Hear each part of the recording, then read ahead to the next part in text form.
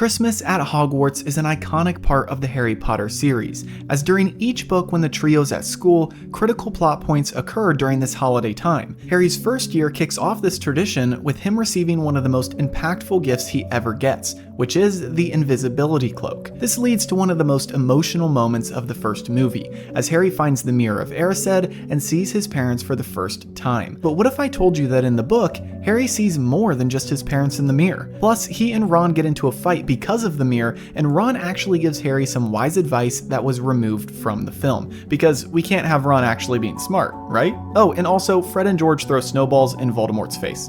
Yep, you heard that right. My name is Gibby, and welcome back to episode 11 of Movies vs. Manuscripts, Harry Potter Edition. This is the show where I analyze the Harry Potter movies scene by scene and compare them to J.K. Rowling's books, finding every single difference between the two. Today, we dive into one of my favorite parts of the books and movies, Christmas at Hogwarts.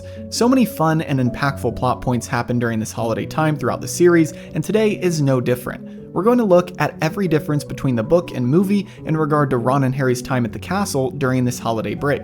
This includes Harry's true vision in the Mirror of Erised, Fred and George's hilarious prank that was removed from the movie, and Ron getting his hands on Draco. Plus much more. By the way, shout out to this commenter from a previous episode who was awesome enough to mark the exact spot of episode 9 3/4 in the series. Each week I'll be highlighting one of my favorite comments from a previous episode, so once you're done with this video, be sure to comment your thoughts down below. As always, we'll cover the changes across the 4 major categories of characters, timeline, location, and plot. But first, we need to refresh our memory on what happens during these scenes in the movie. So let's pick up from where we left off last week with the trio getting ready for holiday break. The movie shows Hagrid dragging a tree into the castle, which is kind of a nod to one of our changes later on, so keep your eyes and ears out for that. Then we see Ron and Harry playing wizard's chess in the Great Hall as Hermione comes up to them before she leaves on her break. She reminds them that they should spend the break researching the name Nicholas Flamel and ends it off by saying that they haven't searched the restricted section yet. We then cut to Christmas morning as Ron calls for Harry and they open presents together. We see Harry grabbing an odd package that has a strange note attached to it, but signed by no one. The gift is a weird cloak of some kind, but after putting it on, they both realize that it is an invisibility cloak. The movie then cuts to nighttime as we see Harry's floating hand holding a lamp as he walks through the restricted section of the library. He opens up a book and it starts screaming at him, which alerts Filch and Mrs. Norris to his location. Thankfully, he escapes under the cloak and runs through the halls. As he is running, he sees Snape and Quirrell having a disagreement in the hallway, and Snape seems to be threatening Quirrell. Harry is intrigued by this as he is already suspicious of Snape, but quickly hides in a room off the hallway as Filch shows up telling Snape that a student is out of bed. Although he escaped Filch and Snape, he now finds himself in a new situation as the room he is in is strangely empty except for one giant mirror. He takes off the cloak and walks up to the mirror and is shocked to see his mom and dad staring back at him. We then cut to Harry waking up Ron in their dorms as he is eager to show Ron the mirror. They both take the cloak and go look at the mirror, and when Ron takes a turn, he says that he sees himself as head boy and holding the Quidditch cup. After Ron asks if the mirror can tell the future, Harry says that it can't because his parents are dead. Finally, the movie cuts to Harry alone in the room, sitting in front of the mirror staring up at his parents. He is startled as the voice of Dumbledore comes up from behind him, and they have a conversation about the mirror and the dangers of wasting away in front of it. Dumbledore then explains that the mirror simply shows the viewer's deepest desire, and then tells Harry that it's being moved and he would appreciate it if Harry doesn't go searching for it. And that is where our scenes end for this week. Let's start things off by going through our character, timeline, and location changes. Starting with characters, there isn't too much of a discrepancy, although there is one character that is completely removed from all of the movies. That person is Irma Pince, the librarian. As for a character we know already, the book gives some lines to Hagrid, but the movie removes his role in these scenes. When it comes to the timeline, the book outlines a more full holiday break, whereas the movie skips around trying to condense things. For example, Harry and Ron visit the Mirror of Erised the night after Harry finds it, not the same night. Also, we get a full day of Hermione with them before she leaves on break, whereas the movie just skips to her leaving. We also learn about their full Christmas day, which includes a kiss between Hagrid and one of the professors, so stick around for that in the plot changes. Lastly, before we head into the plot, the only location change is the omission of Potions class, as the chapter starts with the trio leaving their class and bumping into Hagrid. But we'll save that for the plot changes, which we can dive into right now. As always, if you're looking to explore the wizarding world again or just in a different way, you can follow along with me as I do this series each week by claiming your free trial of Audible using my link in the description. This will get you at least one free audiobook and it supports the channel at the same time. Anyways, let's jump into the changes. As always, let's start things off with a brief overview of how this chapter begins. Of course, if something is included in the film already, I won't mention it, but at the beginning of this chapter, multiple things are mentioned that are completely omitted from the film. First, the movie removes one of Fred and George's funniest pranks. What happens is they bewitch snowballs to follow Quirrell around and pelt him on the back of his turban. This is a funny note from Harry because, as we know, Voldemort was on the back of Quirrell's head. So I like the idea that unknowingly, the twins were repeatedly smacking Voldemort in the face with snowballs. Second, we learn that the weather has turned cold, and every time an owl delivered something, Hagrid had to spend time nursing it back to health before it could go back out into the cold. And third, we learn that the Malfoy-Potter feud continued as Draco went on mocking and poking fun at Harry. Harry mentions how Draco had been in an extra sour mood since Harry caught the snitch in the Quidditch match and beat Slytherin. Draco had tried to make fun of him by saying that a bullfrog would be replacing Harry as Seeker, but nobody found this funny as everyone was too impressed with Harry's performance. So he resorted to his typical bullying of making fun of him for having no family to go home to during Christmas. Those were just a few of the smaller changes, but now let's move on to the more chunky parts of this chapter that were altered or just straight up removed from the movie for time. First up is something that was removed, which is the trio's time with Hagrid at the start of the chapter, and it may or may not include Ron getting his hands on Draco. You see, as they left potions class, they ran into Hagrid in the hallway as he had a massive Christmas tree in his hands. This is kind of what the movie was paying homage to in the beginning scene that I mentioned earlier. Ron and Harry asked if he needed help, and while Hagrid declined, Draco came up behind and then insulted Ron by asking him if he was training to become gameskeeper and insinuating his family's poor financial situation. Ron then lunged at Draco, but after he grabbed him, Snape came out of the classroom and caught him in the act, deducting 5 points from Gryffindor. Per usual, Draco gets away with it while Gryffindor gets punished. Typical Snape. After this, Hagrid invited the two boys into the Great Hall to see the decorations, and after they took a good look around, Hermione reminded them that they should be in the library researching Nicholas Flamel. We learn that she only has one day left until her holiday, whereas Ron and Harry are staying back at Hogwarts during break. Before departing from Hagrid, he asks why they're going to study, and after they inform him that they're not studying but rather researching the name Flamel, Hagrid gets upset and tells them to stop snooping around. They ask him who Nicholas Flamel is, but since he still refuses to answer, they head off to the library to research some more before the holiday. This perfectly moves us into our next change, which slightly corresponds to the scene we get in the movie, with Hermione telling the boys bye before she leaves and also mentioning the restricted section. However, as you can tell, there's already a bit of a change with how this all goes down. First of all, Hermione is with them for one of their first research sessions before she goes on holiday.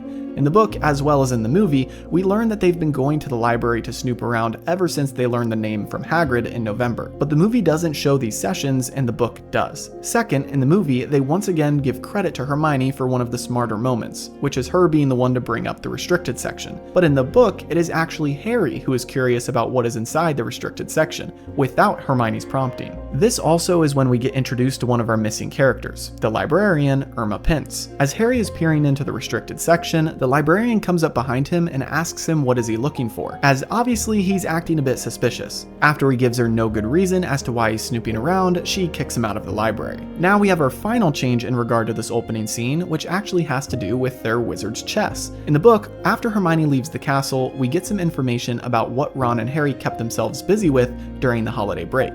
We hear that they would often spend time plotting ways to get Malfoy expelled, and then also that Ron was teaching Harry wizard's chess. But here's the funny little detail that they removed from the movie. In the books, the chess pieces would speak to you as you played, and they had to form a bond with their owner. We learn that Ron had a very strong bond with his pieces, as his set had been in his family for decades. Harry, however, had to borrow Seamus's set, which didn't trust him at all and would yell instructions to him while they played, telling him not to make certain moves. I think this is a fun little detail, which I understand would have been a little weird to include in the movie, as shouting pieces might have interrupted the bits of dialogue we get in this scene, but it also would have been really funny. Okay, so now that we've covered all the changes regarding this opening scene, let's move on to the rest of the holiday, which includes Harry and Ron's Christmas morning, and then Harry's trip to the restricted section, and lastly, Harry finding the Mirror of Erised. First, let's pick up with Christmas morning.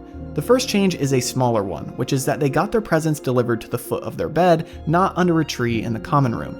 If you really think about it, this makes a lot more sense, I know that not all of the students were there at the castle, but that would have been a big mess to put every Gryffindor's presents under one tree. It makes way more sense that they'd be at your bed when you woke up on Christmas. Next, Harry's gifts were a little different. Although we do see some packages below the tree, the only gift the movie shows is the invisibility cloak, and then obviously Mrs. Weasley's sweater. But in the book, he receives a hand-carved wooden flute from Hagrid, a 50-pence piece from his uncle and aunt, homemade fudge from Mrs. Weasley along with the sweater, and candy from Hermione. Also, another small difference is that Dumbledore's note with the invisibility cloak ends with "A very Merry Christmas to you." The movie kept this short and sweet with just "use it well" at the end. Next, after Harry opens his invisibility cloak, he quickly stuffs it away as Fred and George burst into the room. Soon after, Percy joins as well, and Fred and George make fun of Percy, saying that his sweater, which has a P on it, stands for prefect.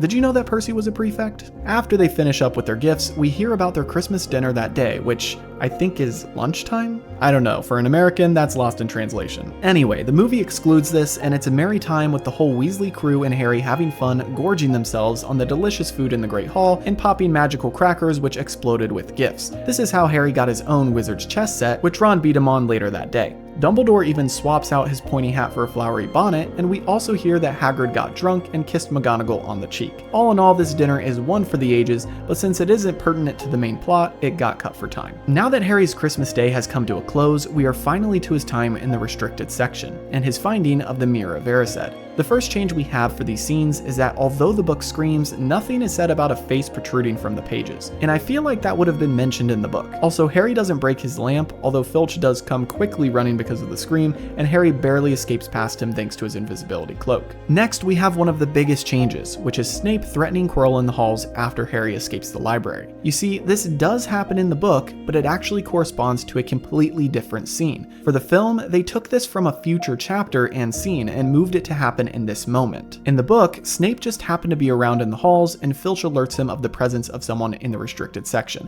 but he isn't seen threatening Quirrell and he doesn't reach out to grab Harry. As Harry is backing away from Filch and Snape, who are coming down the narrow hall towards him, he notices a door ajar near him and slips inside. This is now the second time that Harry has found something interesting while running from Filch. First the dog, and now the Mirror of Erised. The first change regarding the scene actually refers to some more missing characters that I purposefully didn't mention earlier.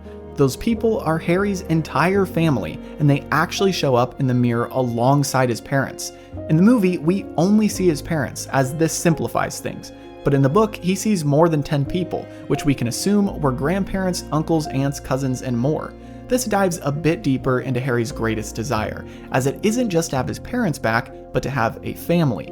The movie sort of dumbs down this deeper emotional storyline that carries throughout the entire series, which is Harry's place in the world as his family is dead. The progression is that he eventually has a chosen family, the Weasleys, Ron and Hermione, Sirius, Lupin, Dumbledore, and more.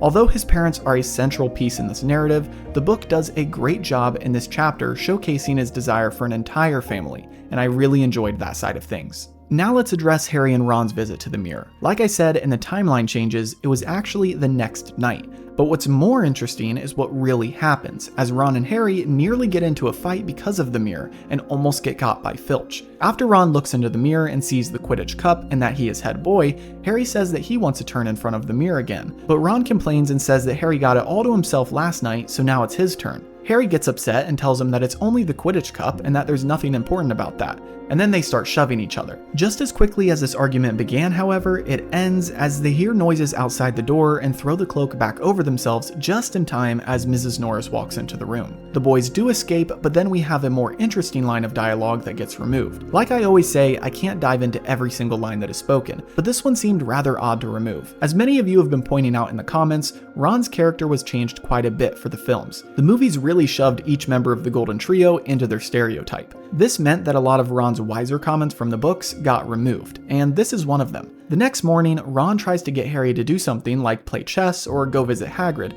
but Harry is not interested at all in doing anything other than looking at the mirror. Ron knows this and tells Harry that he knows what he's thinking and that he shouldn't go back to the mirror. Harry asks him why, and Ron simply says that he's got a bad feeling about it. This is very similar to what Dumbledore says, and for Ron only having seen the mirror once, it is pretty wise of him to look out for his friend like this. Of course, like I said, they removed this as it just doesn't fit movie Ron's character. As we know, Harry ignores Ron's advice, and just like in the movie, he goes back to the mirror that third night, but this time he encounters Dumbledore.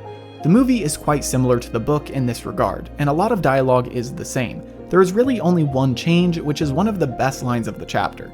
Harry actually asks Dumbledore what he sees in the mirror, and Dumbledore replies that he sees himself holding a thick pair of woolen socks. And then he says that another Christmas has come and gone and people insisted on getting him books, when all he really wants is a good pair of socks. That night, Harry thinks about Dumbledore's answer and suspects that he wasn't fully telling the truth.